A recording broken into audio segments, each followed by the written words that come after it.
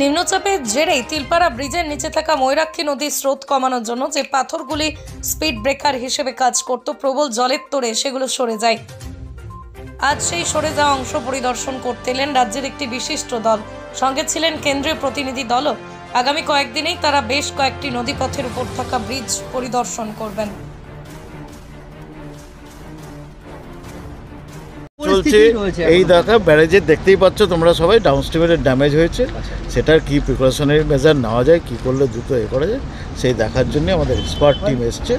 তারা এসে দেখে গিয়ে যেমন সাজেশন করে, এখনও দেখা আমাদের চলছে, এখনও এটা ফাইনালাইজ স্টেজে আসেনি। না হলে পরে এই মুহূর্তে এটা বলা সম্ভব নয় যে কি দেখার পরে কি ঠিক করলো। কোন কোন প্রতিনিধি দল এসছেন, তারা প্রতিনিধি এসছেন, যারা এক্সপার্ট টিম এসছেন দিল্লি থেকে, আমাদের ডিএসআরপি টিমের থেকে, হ্যাঁ তারা এসছেন, এসে দেখছেন। তারপর আমাদের সেন্ট্রাল ডিজাইন অফিস থেকে টিম এসছেন, আমাদের ড্যাম সেফটি অর্গানাইজেশনের ডাইরেক্টর সাহেব এসছেন।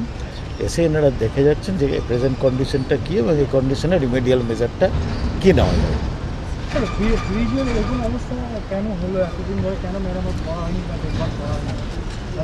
সেটা দেখার জন্যই তো ওনারা এসছেন, দেখে গিয়ে ওনারা যেটা বলবেন।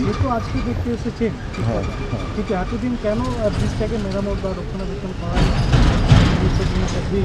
সেটা তো এখানে যারা ডিপার্টমেন্ট রয়েছে আপনারা। আমরা এসেছি, আবার বলি আমরা এসেছি, এই ব্যারেজ হচ্ছে ইরিগেশন আইএনডব্লিউডি ডিপার্টমেন্টের ময়ূরাক্ষী রিজার্ভার প্রজেক্টের পার্ট।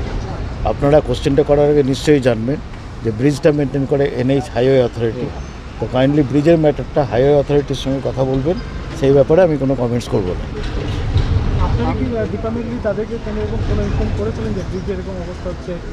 হাইওয়ে অথরিটি আছেন, হাইওয়ে অথরিটির সঙ্গে আপনারা কথা বলবেন প্লিজ। না, এটা হাইওয়ে অথরিটি, আমাদের যে ডাউনস্ট্রিম ফ্লোরের যেটা ব্যারেজ সংলগ্ন যে ডাউনস্ট্রিম ফ্লোরের ইস্যু, উনি ব্রিজ নিয়ে প্রশ্ন করলেন, সেই জন্য বললেন।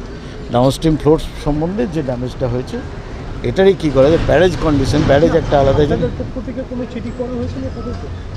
না, ওনারাও দেখছেন, ওনারা দেখছে, আমাদের সঙ্গে কথা হচ্ছে, বলাও হয়েছে। মূলত ব্যারেজের ম্যাটারটা নিয়ে আমরা এসেছি।